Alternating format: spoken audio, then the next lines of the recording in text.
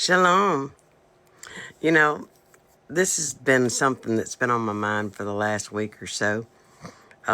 It's about the commandments. But before I begin into those, I wanted to share with you that there are 613 laws in the Torah. Now, let's make it clear that not all of those laws apply to everybody. Those laws are kind of split up amongst groups or priests and the high priest and just regular priests and there, and then certain men, certain women. So those don't apply to everybody. But now the Ten Commandments apply to every person, everybody. And he said that he wasn't just going to write them in stone. He was also going to write them in our hearts and in our minds. Now that's going to get clearer and clearer for you as we move in. But I wanted to kind of ask you a question. Now, I grew up believing that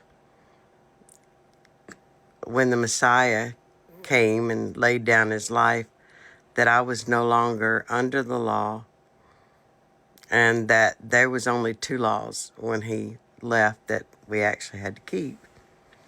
And as an adult, as reading the book for myself, okay, and studying, like really, really studying and asking for guidance, I've come up, or I can't even say I've come up with, I've been shown that there's a whole lot more to that than what I was believing. Now, I don't know if it was just my misconception of what I was being taught, but it seems that there's a lot of people that believe the same way that I used to believe. And that was that when he hung up on that cross, which he wasn't put on a cross, but that's another story, that we were no longer under the law. We're no longer bound by the law or whatever, not expected to keep it anymore. And that's just a flat out lie. That's just not true at all. We are expected to keep it. And he told us that. He literally told us that. He said very clearly throughout Scripture that not one jot or tittle would pass from this law until heaven and earth had passed away. He said he did not come to do away with or to destroy the law. He came to fulfill it. I mean, goodness gracious. And without the law, if we're not under the law, which, I mean, even Paul said that he wouldn't have known sin if it weren't for the law. So to transgress the law is to sin. So if we're no longer bound by that law, then it's okay that we break the commandments. I mean, that doesn't make sense, does it? The law didn't change. The law still stands right today. Otherwise, we wouldn't need the Messiah. And maybe you think that we only needed him the one time. You know, he came and he died, and then now we don't have to worry about keeping the law anymore. But that's not what he said. Nowhere in the book did he say that. It's because he was sacrificed. He was the ultimate sacrifice that we are able to be forgiven for breaking those commandments. But that doesn't mean that we're free from them, okay? We're still expected to keep them. And he tells us that we would be judged by our works. We will be. He said we would be. Anyway, I want to move on to the Ten Commandments. And the very, very first commandment is the most important one of all, I think. And he says, I am Yahuwah Elohai. You shall have no other Elohim before me. Okay? We know pretty clearly what that means. That there is no one above him. And we are not to serve anyone above him. Anyone or anything. He comes first. Okay? So we know what that means, pretty clear. The next one says that you shall not make any graven image or any likeness of anything in heaven or in earth, okay? Made of wood or anything. That includes the cross, and I never knew that. I never even dreamt that that wasn't okay. But we're not supposed to make any kind of images of any sort and bow down before them. And I know that just about every church I've ever been in, there's a big cross right there at the pulpit, and you walk down and you kneel right down in front of it. And we're not supposed to do that. People are kissing the cross hanging on their neck, or they're doing that thing over their face and forehead. We're not supposed to do that. And, like in the Vatican, they've got all these statues, and people are doing their Hail Marys and giving praise to these statues.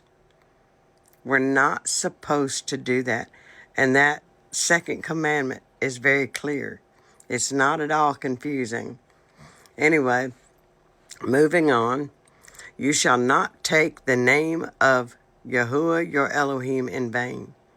Now, I've talked about this subject before.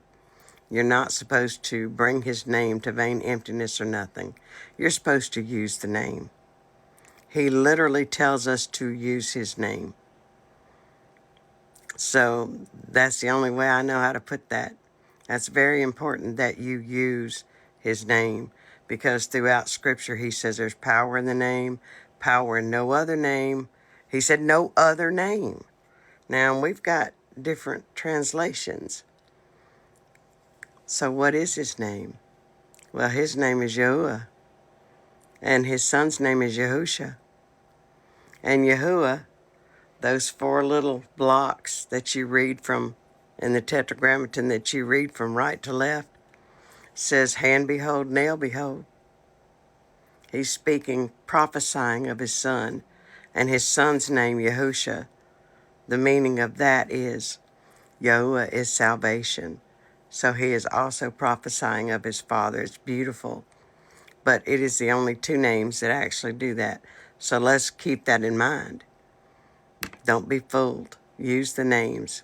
He says there's no other name under heaven given among men whereby we must be saved. He didn't change his son's name. Remember that. Man did it. They claim it's transliteration or whatever they want to claim. But that's not the son's name. If you're not using Yahusha, you're not calling on the son. So remember that, okay? The next is remember the Sabbath to keep it holy. Emperor Constantine, on the Sunday law, you can look it up, he changed Sabbath, not Yahuwah. Yahuwah told us to keep it holy, to remember it. He told us very clearly that he would know his children by those who keep his Sabbath. All right, we're going to have to move on. I'm going to run out of time. The next is to honor your father and your mother, that your days be long upon the earth. It's not just your father and mother, it's elders as well, your grandparents. You're supposed to revere them, honor them, listen to them, treat them, with great respect and admiration. And that goes for your in-laws too, guys. I mean, it's not just your parents, but your if you've married, you treat your spouse's family, parents, grandparents, just like you would your own, and take care of them in their old age. And that's what we're supposed to do. Now, it says in Exodus that we're not supposed to commit adultery. And we know what that means. You shall not bear false witness against your neighbor. We know what that means. And we should not covet. We know what that means. And none of these laws are above keeping. We can keep these laws. You can, and you're expected to. Now, we'll pick this up later when I have more time. Thank you so much for watching. Make good choices. I love you guys. Mwah.